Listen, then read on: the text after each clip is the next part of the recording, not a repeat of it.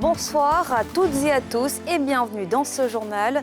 Leur libération est très attendue en Côte d'Ivoire. Le procès des militaires détenus à Bamako s'est ouvert dans la capitale malienne. Au cours de cette première journée, il a été reconnu qu'ils sont tous ivoiriens. De la drogue en tonnes et des faux médicaments saisis par les hommes de la gendarmerie nationale. Une bonne moisson qui fait suite à 2 opérations sur le plan maritime et lagunaire. Et puis, que proposent cette année les hôtels de la capitale économique pour le 31 ? Vous allez voir, cette année, les offres sont plutôt sobres. Mais d'abord, le roi Pelé a finalement perdu le match contre le cancer qui le rongeait. Après de longs mois luttés contre la maladie, Edson Arantes, dit Pelé, est décédé aujourd'hui au Brésil. L'homme de 82 ans était considéré comme le meilleur footballeur de tous les temps et celui qui aura révolutionné le foot par sa façon de dribbler ou encore de manier le ballon rond, surnommé le roi. Pelé est l'unique joueur de football à avoir remporté 3 fois la Coupe du monde de football en 1958, en 62 et en 70. Je vous le disais en titre, va-t-on vers la libération des 46 soldats ivoiriens détenus à Bamako ? Ce jeudi s'est ouvert dans la capitale malienne leur procès. S'il a été renvoyé à ce vendredi, les juges maliens ont reconnu que les militaires arrêtés le 10 juillet dernier sont tous de nationalité ivoirienne. Le récit de Tiemé Danger. Cour d'assises de Bamako. À la barre, les 46 soldats ivoiriens. Membres du 8e détachement d'appui au casque bleu onusien. Arrêtés le 10 juillet dernier à leur arrivée à l'aéroport de la capitale malienne et inculpés depuis mi-août, ils sont appelés à se défendre de plusieurs faits mis à leur charge, dont une tentative d'atteinte à la sûreté extérieure de l'État. 24 heures avant l'ouverture des débats, l'arrêt de renvoi de la chambre d'accusation mettait fin à un débat malsain autour de ce dossier. La nationalité des mises en cause. L'énoncé des faits ci-dessus libellés et sans concession pour tout détracteur, des militaires mis en cause. Considérant que l'information a établi les faits suivants. Dans la journée du dimanche 10 juillet 2022, 49 passagers, dont 3 femmes, tous militaires ivoiriens, à bord d'un aéronef immatriculé ZS-BBI, en provenance d'Abidjan, faisaient leur descente à l'aéroport international Modibo Keïta de Bamako-Sénou. À leur tête, le lieutenant Kwasi Adam Sani, officier des forces spéciales ivoiriennes, déclarait être la composition du 8e contingent du National Service Element, NSE. Si la nationalité ivoirienne des inculpés est désormais une certitude pour tous, il faudra attendre les 24 prochaines heures pour l'issue du procès. Ouvert ce matin, il a été renvoyé à demain vendredi. Notons que ce procès intervient à 2 jours de l'expiration de l'ultimatum des chefs d'État ouest-africains à la junte malienne pour libérer les 46 militaires et 1 semaine après une visite officielle d'une délégation ivoirienne conduite par le ministre d'État Téné Birahima Ouattara, marquée par la signature d'un mémorandum d'accord par les parties. Encore une importante saisie de drogue et de faux médicaments à l'actif des unités spécialisées de la gendarmerie nationale. En opération sur le plan maritime et lagunaire du pays, les gendarmes ont saisi près de 2 tonnes de cannabis et de faux médicaments. Comment sont-ils parvenus à une telle moisson ? Les précisions de Tiemé Danger. Eaux territoriales ivoiriennes. Sur le théâtre, un équipage de la gendarmerie nationale. Dans leur viseur, une embarcation suspectée d'avoir à son bord une cargaison de drogue et autres stupéfiants.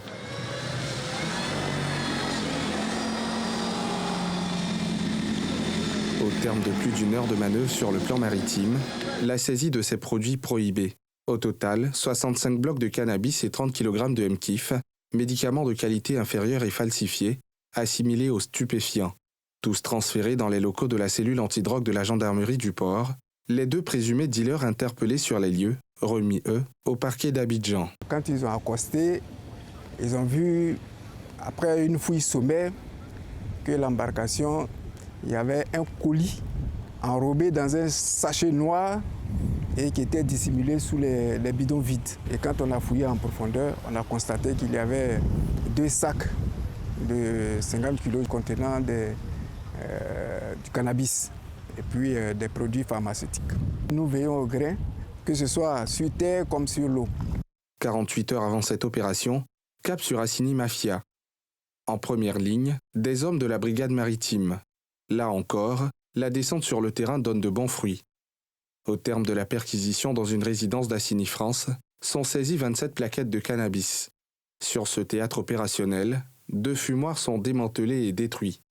En 2 opérations sur le plan maritime et lagunaire, les gendarmes sont parvenus ainsi à mettre la main sur près de 2 tonnes de drogue et de faux médicaments. Une importante cargaison désormais hors de circuit de vente et de consommation. Retour à l'actualité politique, le RHDP continue de pêcher au PDCI-RDA après Junior Gwali Dodo la semaine dernière. C'est le sénateur Yapi Ndoye Raymond qui déclare au Sofitel ce jeudi son adhésion au parti présidentiel. Le nouveau membre du Rassemblement des eaux-fouettistes pour la démocratie et la paix évoque un nouvel engagement politique. Pierre Dipomela. Le sénateur Ndoye Yapi Raymond, ex-maire PDCI-RDA de Koumassi de 2001 à 2018, est désormais membre du RHDP, le Rassemblement des eaux-fouettistes pour la démocratie et la paix. Sa déclaration d'adhésion a été faite en présence des cadres de son nouveau parti. Ndoye Yapi Raymond évoque un malaise qu'il vit au sein du PDCI-RDA depuis 2021. Avant les élections législatives du 6 mars 2021, des décisions ont été prises au niveau de la direction du PDCI-RDA qui ont mis à mal la cohésion au sein des militants et créé des frustrations à Koumassi. Toutes les tentatives et propositions pour ramener la sérénité ont échoué par manque d'écoute, quand bien même le PDCI se dit un parti de dialogue. Pour l'ex-vice-président du PDCI-RDA, son ancien parti et le RHDP sont les 2 pièces d'une maison. Il ne fait que passer d'une pièce à l'autre. J'ai donc pris la décision d'arrêter de militer au PDCI à compter de ce jour et d'adhérer librement et sans contrainte aucune au RHDP. Et je suis également convaincu qu'assurément, c'est au nom de cette fraternité inébranlable que le président, son Excellence, M. Alassane Ouattara, poursuit avec détermination et dévotion, en sa qualité de bâtisseur infatigable, l'œuvre entamée à une époque moins récente par le regretté président Félix Houphouët-Boigny. L'homme de devoir que je suis ne peut qu'adhérer à un tel projet pour notre nation, la Côte d'Ivoire. Une décision courageuse, saluée par le président du directoire du RHDP. Vous imaginez la joie lorsque des frères et des sœurs se retrouvent dans la maison commune, celle du Père, après des années d'espérance, de retrouvailles. C'est aujourd'hui une réalité. L'adhésion de Yapi Ndoye Raymond au RHDP fait suite à celle de Junior Gwali Dodo, un autre haut cadre du PDCI, qui a rejoint le Rassemblement des eaux-fouettistes pour la démocratie et la paix. Et à l'approche du Nouvel An, que proposent les hôtels à leurs clients cette année? C'est la question à laquelle s'est intéressée Nadja Edja. Vous allez voir que l'ambiance est plutôt calme en cette fin d'année dans la capitale économique. Reportage. Cet hôtel, ouvert il y a 2 ans à Marcory, est bien dans l'ambiance festive. Sapins et décorations de Noël rappellent la chaleur et surtout l'ambiance familiale. Pour les fêtes de fin d'année, la décoration, comme vous voyez, est vraiment au rendez-vous. C'est quelque chose qui s'est fait en famille. C'est ma grand-mère elle-même qui est venue décorer tout l'hôtel. On est festif, quand vous rentrez, il y a vraiment... On sent en tout cas que l'hôtel est en fête. Ici, pas d'événement majeur prévu. Toutefois, en cette fin d'année, les clients ne sont pas oubliés. On crée des offres pour la communauté locale où il y a 2 billets d'avion à gagner pour Korogo. C'est une manière pour nous de les remercier, de nous suivre tout au long de l'année et aussi pour nos clients de les remercier, d'être fidèles et de toujours être à nos côtés à tout moment. La fidélisation des clients, c'est ce à quoi s'attelle le directeur de cet établissement. Avec ses collaborateurs, il fait le point sur l'offre en cette fin d'année pour les clients réguliers et ceux qui seront présents à l'hôtel pour la Saint-Sylvestre. Les clients auront droit à des dîners d'abord. Il y a des dîners qui seront offerts dans le package. Au-delà des dîners, on a décidé de donner des petits gadgets pour qu'ils se rappellent aussi de leur passage au niveau de la résidence. Et même, on a décidé d'aller un peu plus loin que cela. Les meilleurs clients, c'est-à-dire qu'on va choisir 2 couples qui auront 2 nuitées gratuites, c'est-à-dire qu'après le réveillon, auront 2 nuitées gratuites qu'on va leur offrir. Durant toute une année, c'est des personnes qui nous accompagnent. On a dit que c'est des partenaires. Et en fin d'année, ce sont ces mêmes personnes qui viennent. Et donc, on essaie de partager cet instant avec eux et de leur offrir aussi ce que je vais appeler un bonheur inoubliable, au fait. Une stratégie qui a son importance quand on sait la concurrence dans le secteur. Cette année, bon, vous savez, hein, il y a la concurrence déloyale. Hein? On se sacrifie, on met tout à la disposition des clients. Mais bon, aujourd'hui, dans notre secteur d'activité, les gens ils font des appartements meublés, des choses comme ça. Ça impacte notre activité. Bien qu'ils aient fait le choix de célébrer sans faste les fêtes, ces hôtels se projettent déjà pour les prochains événements. La fête de la Saint-Valentin, l'une des célébrations les plus bénéfiques pour les hôteliers, arrive à grands pas. Faire des jeunes des différents lycées et collèges des ambassadeurs de paix et de non-violence, c'est l'objectif du projet Jeunes engagés pour la non-violence, un projet initié par l'USAE-FCI et qui sillonnera les grandes villes ivoiriennes. Moussani Kemar. À Beauville, Bouaké, Dabou et Yamoussoukro, 4 villes que sillonnera le projet Jeunes engagés pour la non-violence. En abrégé Genove, ce projet est initié par l'association des USA Alumni Exchange Programme Côte d'Ivoire en collaboration avec le ministère de l'Éducation nationale. À terme, ce projet souhaite transformer les jeunes en ambassadeurs de paix pour une société plus épanouie. C'est de pouvoir sensibiliser les jeunes, les élèves, les jeunes qui sont issus de mouvements assez forts afin de pouvoir les transformer et de faire des acteurs du changement, des acteurs de paix, de consolidation de la paix dans une société non violente.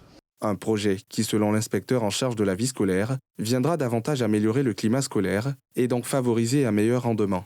C'est un thème majeur parce que le climat scolaire permet aux élèves de mieux se concentrer et de bien travailler. Et nous avons voulu nous associer à cette organisation afin que cette ONG puisse contribuer à la pacification de l'école. Principale cible de ce projet, les élèves expriment leur adhésion à ce qui viendra améliorer l'image de l'éducation nationale. Ce sont des rencontres qu'on doit réitérer dans le temps pour que les élèves se fassent une idée plus appropriée sur la non-violence à l'école, pour pouvoir éviter certaines situations qui ont déjà fait ternir le nom de l'école ivoirienne. Selon les initiateurs, Jeunes engagés pour la non-violence est un projet qui vise à transformer les jeunes en ambassadeurs de paix pour le renforcement de la cohésion sociale et de la consolidation de la paix dans une société non violente à travers leur participation et leur engagement aux mécanismes de prévention des conflits et d'alerte précoce dans les lycées et collèges. Ce sont au moins 15 000 jeunes qui seront touchés dans les premières phases du projet. Et dans l'actualité sportive, 25 basketteurs issus de différents clubs de la Côte d'Ivoire étaient en stage durant 4 jours au Palais des Sports de Treichville, un conclave conduit par le head coach des éléphants qui vise à inculquer aux basketteurs de nouvelles techniques et les préparer à affronter les futurs défis. Le reportage de Salif Yalekoué et Kimo Eric. Dôme du Palais des Sports de Treichville. Ces jeunes basketteurs évoluant dans différents clubs du pays au laboratoire. Plusieurs exercices conduits par le head coach des éléphants de Côte d'Ivoire, Deran Prokic.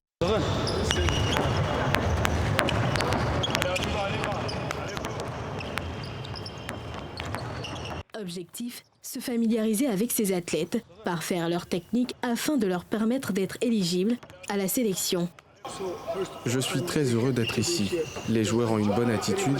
Parmi les objectifs de ce stage, c'est d'abord de connaître le basketball ivoirien et ses joueurs. La fenêtre dernière m'a donné la chance de connaître les joueurs qui ont joué à l'extérieur. Je veux voir ce que la Côte d'Ivoire a à offrir. C'est l'occasion de partager ma technique de jeu. Un stage effectué sous le regard du président de la Fédération ivoirienne de basketball, pour qui la relève doit être une priorité. La Fédération ivoirienne de basketball a invité le coach de l'équipe nationale, Deran Prokic, pour participer à la formation des formateurs, la mise en place des joueurs potentiels capables de pouvoir aspirer à l'équipe nationale afin que les retombées du championnat national se démontrent par la sélection de ces talents qui seront certainement ceux-là qui vont représenter vaillamment la Côte d'Ivoire dans les équipes nationales et peut-être embrasser des carrières internationales. Pour les pensionnaires de stage, il s'agit d'une aubaine. J'ai vraiment appris à jouer plus sur les pics avec le grand. S'il n'y a pas de situation, à faire la passe avec le grand. Après, moi, me démarquer, jouer moi seul, créer aussi du jeu avec mes coéquipiers et tout. C'est un coach international, donc il nous a montré des techniques que vraiment moi j'apprécie. La formation était très bonne, j'ai aimé, la formation était très bonne. Ce regroupement s'inscrit dans le cadre de la mise sur pied des équipes nationales A et A', hommes et dames. Dans la même veine, le technicien slovène a échangé avec une vingtaine de techniciens ivoiriens dans le cadre du projet de renforcement de capacité préparé par la direction technique nationale. Et voilà, c'est la fin de ce journal. Merci de l'avoir suivi. Retrouvez demain à 19h50 Pierre Proé. Quant à moi, je vous souhaite à toutes et à tous une très bonne année 2023. Bonne suite de programme sur la NCI.